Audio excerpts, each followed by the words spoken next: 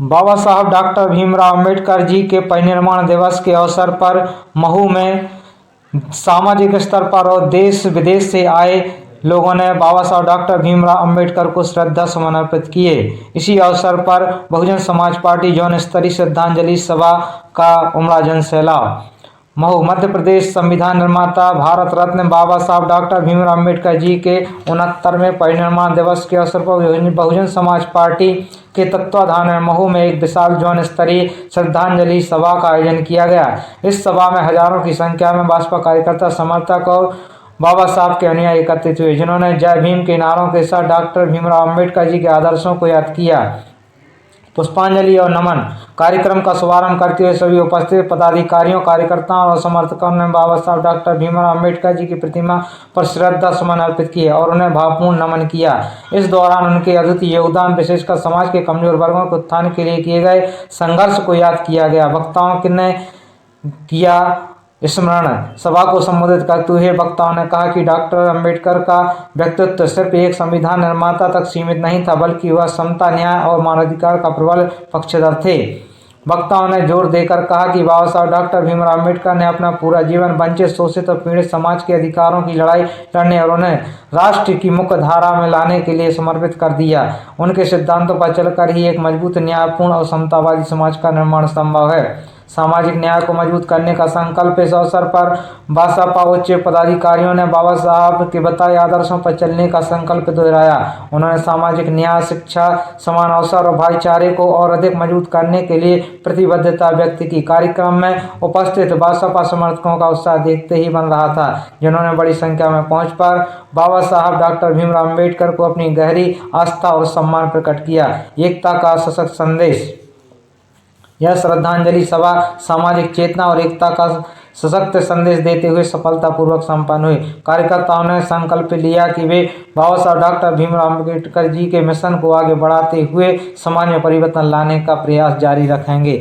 देखते रहिए महू का नज़ारा। बाबा साहब डॉक्टर भीमराव अंबेडकर जी के परिनिर्वाण दिवस के अवसर पर जगह जगह पर कार्यक्रमों का आयोजन किया गया। लोगों ने बाबा साहब की प्रतिमा के दर्शन किए, उन्हें अपने श्रद्धा सुमन अर्पित किए। हम भी जाकर के बाबा साहब डॉक्टर भीमराव अंबेडकर के चरणों में श्रद्धा सुमन अर्पित करके बाबा साहब डॉक्टर भीमराव अंबेडकर जी के सपनों को साकार करने के लिए हम दृढ़ संकल्पित हों और बाबा साहब के हम सच्चे अनुयायी होने को प्रमाणित कर सकें।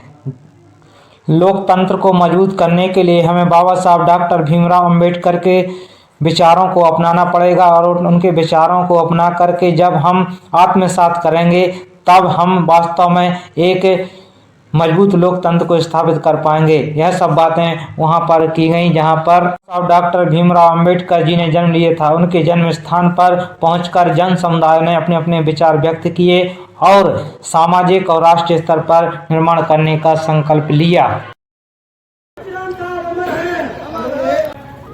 इस करके आज की इस कार्यक्रम में हमारे मसीहा बाबा साहब को श्रद्धा सुमन अर्पित करेंगे।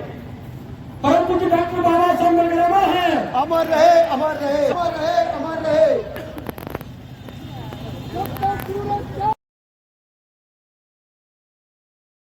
आज में जन्मे सभी संत गुरु महापुरुषों को नमन करते हुए मंच पर उपस्थित सभी को जय भीम और मेरे सामने बैठे हुए सभी भाइयों बहनों को जय भीम।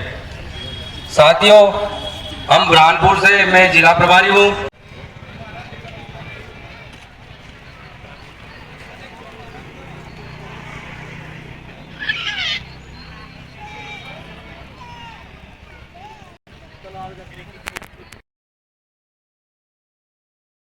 हाँ, गुजरात से आए हम, अहमदाबाद से। आपका परिचय? जगत भाई परमार। आपको कैसा लग रहा है यहाँ पे आके? बहुत अच्छा लगता है, बहुत अच्छा लगता है। बाबा साहब के बारे में क्या कहना चाहेंगे? बाबा साहब ने जो किया वो समग्र समाज के लिए अच्छा ही काम किया है और उनने जो हमको सबको शिक्षा का जो ज्ञान दिया और शिक्षा सबके लिए अच्छी है और पढ़ाई लिख के आगे बढ़ना चाहिए। देखिएगा यहाँ पे अन्य प्रदेशों से भी लोग आए हैं बाबा साहब को नमन करने के लिए। हाँ, मेरा नाम भोगीलाल परमार है, अहमदाबाद गुजरात से आया हूँ। तो बाबा साहब के बारे में आप क्या कहना चाहेंगे? गुजरात से आए हैं। हाँ, मतलब बाबा साहब ने जो काम किया, जो संविधान का जो काम किया, वो एक भारत के लिए नहीं बल्कि ये पूरी दुनिया की एक मिसाइल है। उन्होंने ऐसा नहीं कभी दलित समाज का ही उद्धार किया है, पूरा देश का, नारी का, कोई भी जातिवादी कोई भी ध्यान में नहीं रख के उनको सबके कल्याण की भावना से ये संविधान का निर्माण किया हुआ है। अभी कुछ लोगों द्वारा बाबा साहब का विरोध किया जा रहा है, संविधान निर्माता न बताते हुए BN राव को संविधान निर्माता बताया जा रहा है, उनके लिए आप क्या कहेंगे? नहीं, जो समाज है तो लोग तो ऐसी बात करेंगे ही, क्योंकि जो आदमी अच्छा होता है उसके पीछे बहुत सारे ऐसे बातें बोलने वाले होता है, लेकिन जो किया है उसको कोई मिटा भी नहीं सकता और इसमें कुछ हो ही नहीं सकता और मिटेगा भी नहीं। तो ये हमारे सर थे जो कि गुजरात से आए, नहीं बोल रहे, तो इतना जरूर आए। आप देखिएगा, हम आपको पूरा नज़ारा देखेंगे, बता रहे हैं। ये देखिए, यहाँ पे लिखा हुआ, ये तस्वीर दिखा रही है कि 1956 को धम्म दीक्षा के अवसर पर बाबा साहब और माई साहब, ये उनकी तस्वीर है 1956 की। यहाँ पे बाबा साहब की पूरी बायोग्राफी दी गई है। ये तस्वीर आप देख पा रहे होंगे, ये नई दिल्ली 1956 में बाबा साहब, माई साहब और राम जी की तस्वीर है ये। और भी हम आपको दिखाएंगे। ये देखिएगा, 1932 का पूना पैक्ट पर गांधी जी से चर्चा कर रहे हैं बाबा साहब। जो पूना पैक्ट जो गांधी जी ने विरोध किया था, इसके बाद उनसे चर्चा कर रहे हैं। आप देखिएगा, ये विधि मंत्रालय में अधिकारियों से चर्चा कर रहे हैं बाबा साहब। ये मंत्रालय की तस्वीर है जो स्मारक में लगी हुई है।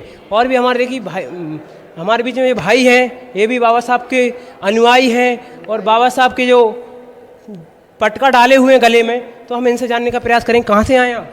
हम तो धार जिले से है, पर यहाँ से रहने वाले श्योपुर जिले से हैं। श्योपुर से रहने वाले हैं, तो क्या कहेंगे बाबा साहब के लिए? कोई शब्द नहीं बाबा साहब के लिए। तो आज नमन कर रहे हैं, तो लोगों को क्या संदेश देना चाहिए? क्या संदेश देना चाहेंगे सर? मैं तो यही बोलूँगा, बाबा साहब जैसे उन्होंने अपनी ज़िंदगी हंसते हंसते बिता दिया हमारे लिए, कुछ भी नहीं उनके लिए, कोई शब्द नहीं है मेरे पास। बस मैं तो ये नमन करता हूँ, बाबा साहब अमर रहेंगे बस। ये भाई थे जो कि श्योपुर जिले से हैं और अभी धार में रहते हैं। यहाँ बाबा साहब को नमन करने आए, पूरी फैमिली को लेके आए। इसी प्रकार आप देख सकते हैं, माता रमाबाई और बाबा साहब की तस्वीर यहाँ पे दिखाई गई है। यहाँ प्रथम गोलमेज सम्मेलन लंदन में जो हुआ था, वो दलितों का अधिकार मांगते हुए बाबा साहब की जो तस्वीर है, ये लंदन की तस्वीर है, जो बाबा साहब प्रथम गोलमेज सम्मेलन में भाग ले रहे थे। आप देखिए, ये है लोकसभा में बाबा साहब हिंदू कोड बिल पर चर्चा करते हुए। लोकसभा में जब बाबा साहब हिंदू कोड बिल पर चर्चा कर रहे थे, वो तस्वीर यहाँ पे दिखाई गई है। और देखिए, यहाँ पे बाबा साहब की भाव मुद्रा में तस्वीर है। बाबा साहब भावुक हो गए थे, क्योंकि जो अधिकार दिलाना चाह रहे थे हिंदू कोड बिल के माध्यम से, और जो लोकसभा में उन्होंने अपनी बात रखी थी, लेकिन उनकी बात को पूरी तरीके से नहीं माना, तो बाबा साहब भावुक हो गए थे। वो तस्वीर यहाँ पे दिखाई दे रही है। ये देखिएगा, बाबा साहब की वो तस्वीर है। कोलंबिया यूनिवर्सिटी में बाबा साहब की जो LLB की उपाधि से सम्मानित किया गया था, वो तस्वीर है यहाँ पे।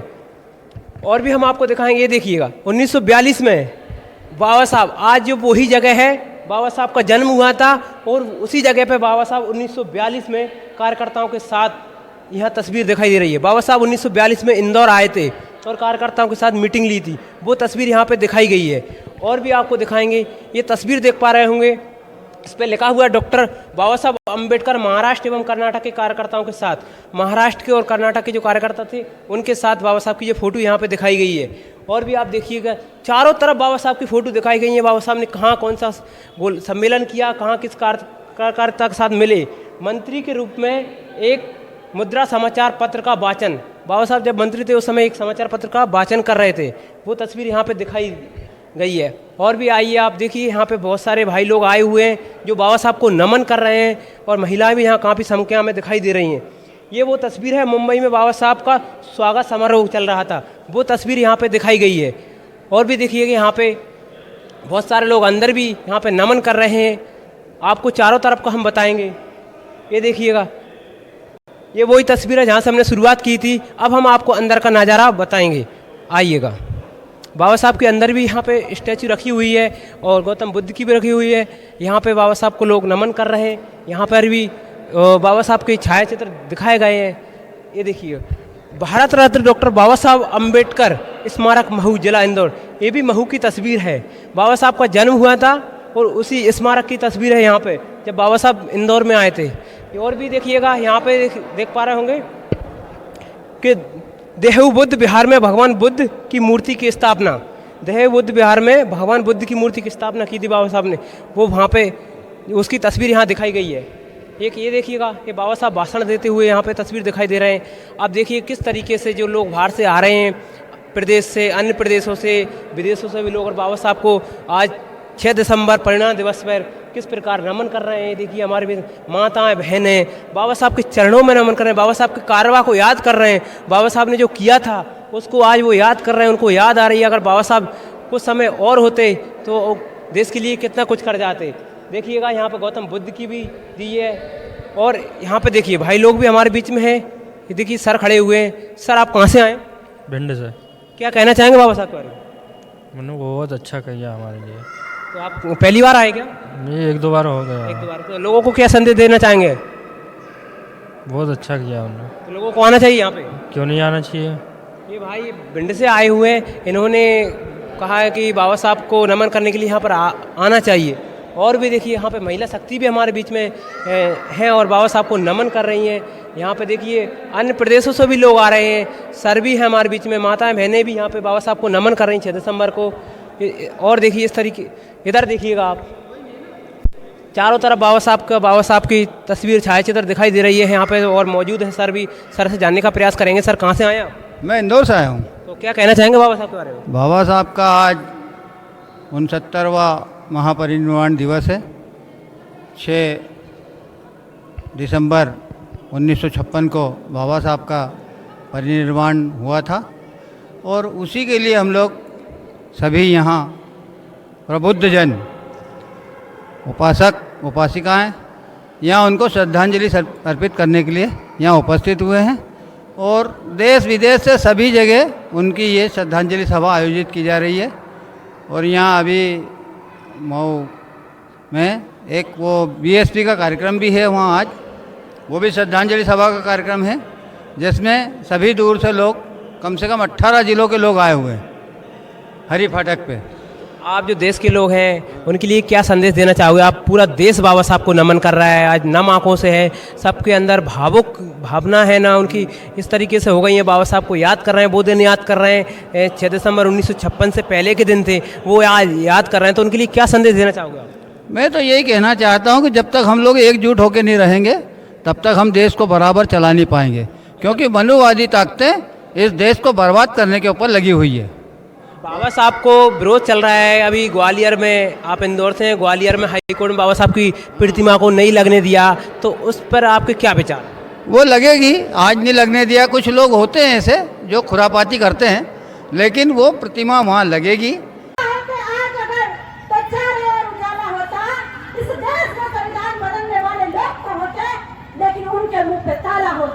उनके मुंह पे ताला होता। बहुजन समाज में जन्मे बाबा साहब अमर रहे, बाबा साहब अमर रहे। कांचीराम तूने नेक कमाई, कांचीराम तूने नेक कमाई, आदरणीय बहन जी जिंदाबाद, आदरणीय बहन जी जिंदाबाद। क्या पा रही है जरा ध्यान से सुनो। युवा पीढ़ी होने के नाते मैं आह्वान करना चाहती हूँ कि आज जो देश में स्थिति बनी है उसका जिम्मेदार इस देश के नागरिक ही है। आज बाबा साहब की पुण्यतिथि पे बताना चाहूंगी कि बाबा साहब इस देश को सबसे बड़ा हथियार अगर कोई दे के गए हैं, जिस हथियार के लिए वो लंदन में लड़ाई लड़के आए थे और जिस राजा के सामने पूरी दुनिया में नतमस्तक होती थी, ब्रिटेन का राजा, उसको बाबा साहब लंदन में जाके उंगली दिखा के आए थे। और किस प्रकार दिखा के आए थे? आज रोज उंगली का इशारा हमारे सामने होता है। जब गोलमेज सम्मेलन होता है तो गांधी जी और बाबा साहब की बात चलती है और वह पूछा जाता है कि इस देश में मतदान देने का अधिकार किसको होना चाहिए? तो गांधी जी शर्त रखते हैं कि श्रीमान जी, इस देश में जो व्यक्ति, सोचिए 1932 से 35 की बात है, आज की नहीं, आज के भारत की नहीं, जब भारत गुलाम था उस टाइम पे गांधी जी शर्त रखते हैं कि इस देश में जो व्यक्ति 11वीं पास होगा, इस देश में जो व्यक्ति सरकार को इनकम टैक्स देता होगा। आप मुझे बताइए, आज आजादी के इतने बाद, इतने सालों के बाद मेरे देश में आज भी 10वीं पास व्यक्ति नहीं मिलता गाँव में। बहुत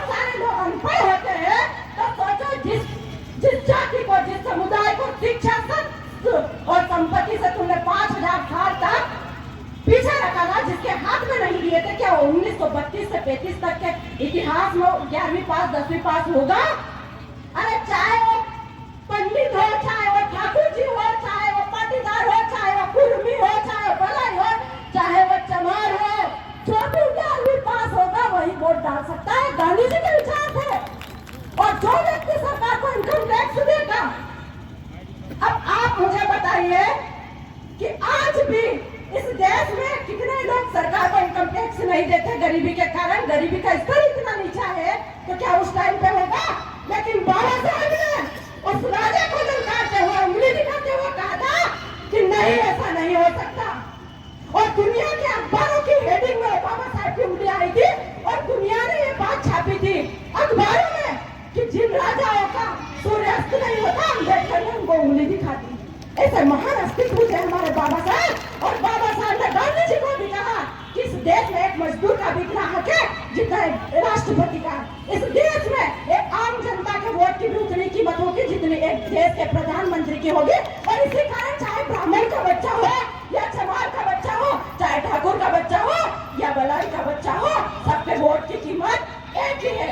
तो हमारे महापुरुष हमें सबसे बड़ी ताकत दे के गए, वोट के अधिकार की। तो मैं देश की तमाम आवाम को यहाँ से कहना चाहती हूँ कि जिस दिन इस देश की जनता 5 साल में अपनी सरकार बदलने लग गई, टका तो हमारे देश का विकास फटाफट नेताजी हम गलियों। इसलिए छोड़ो कि हम खानदानी बीजेपी के, हम खान समाज पार्टी के बन जाओ, तुम्हें 5 साल में नजर आ जाएगा कि विकास क्या है। तो बात मुझे बार बार कहा जा रहा है कि संक्षिप्त में कहो, मैं सम्मान करती हूँ सर आपकी बात का, लेकिन मैं पार्टी में कहा जाता है कि आप मुझे बताइए यहाँ पे युवा पीढ़ी कितनी है। आप लोग को मैं एक बात बताना चाहती हूँ कि माननीय साहब ने युवाओं को केडर दिया था और वही युवा आप लोग जो बुजुर्ग यहाँ पे बैठे हैं, जिन्होंने पार्टी की कमान हाथ संभाल रखी है, उन्होंने कॉलेज टाइम से इस मिशन मूवमेंट को जाना था, तभी जाके आज वो मजबूत झंडे को पकड़े हुए आज तक बैठे हैं। तो आप मुझे बताइए कि आप लोगों ने कितने युवा तैयार किए जो आपके जाने के बाद पार्टी का झंडा लेके खड़े रहेंगे इस देश में? अगर नहीं किए हैं तो युवा पीढ़ी ऐसा आह्वान करना चाहती है आपको कि आप लोग युवाओं को भी जगा दें और युवा के हाथ में भी कमान संभालने की ताकत है, तभी जाके भारत में हम बहुजन समाज पार्टी का झंडा और नीला परचम लहरा पाएंगे और हाथी को दिल्ली की संसद तक पहुंचा पाएंगे। जय भीम, जय भारत। आप सभी का बहुत बहुत धन्यवाद। कर्मठ, लगनशील माननीय प्रदेश के कोऑर्डिनेटर माननीय मनीष आनंद जी और विशेष अतिथि सम्मानित श्री रावण वर्मा जी, जोन प्रभारी इंदौर, माननीय बालकृष्ण भवस्कर जी, जोन प्रभारी बसपा इंदौर, और तेज तर्रार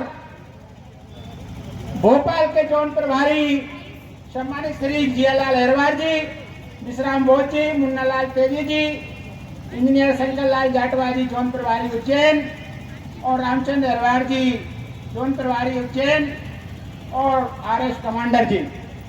साथियों, बहुत सारे वक्ताओं ने आपके बीच में बात रख दी है, क्योंकि समय का अभाव है। इस देश के अंदर आप देख रहे हैं बाबा साहब के जाने के बाद कांग्रेस पार्टी हाथ में संविधान लेकर गली गली मोहल्ले मोहल्लों में घूमने का काम कर रही है। जिस कांग्रेस पार्टी ने बाबा साहब अम्बेडकर को संसद भवन के ये कहकर के हमने खिड़की भी बंद कर दी और दरवाजे भी बंद कर दिए हैं, उस बाबा साहब अम्बेडकर को जीते दिए कभी संसद में प्रवेश नहीं होने दिया, और वो कांग्रेस आज घड़ियालू आंसू आ रही है।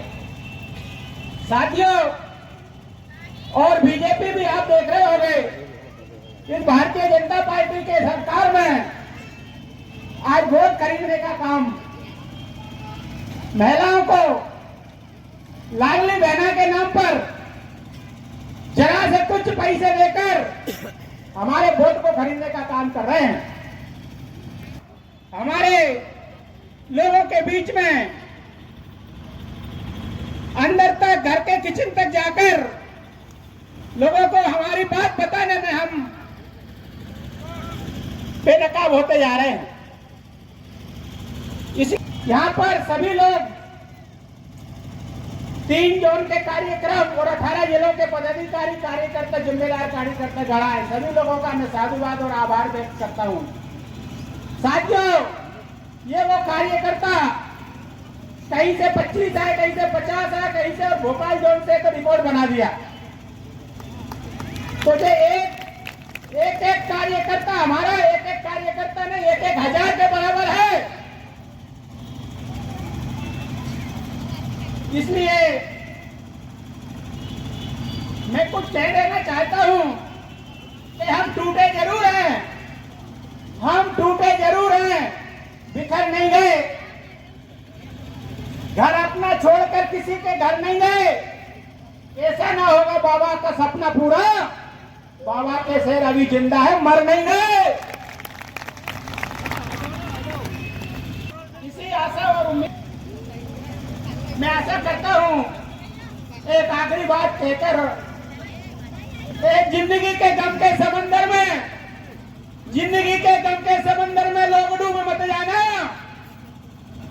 और मौका मिले तो टूट मत जाना और जाओ मनुवादी लोगों को बता दो कि आदरणीय बहन कुमारी मायावती जी जिंदा है, अभी भूल मत जाना।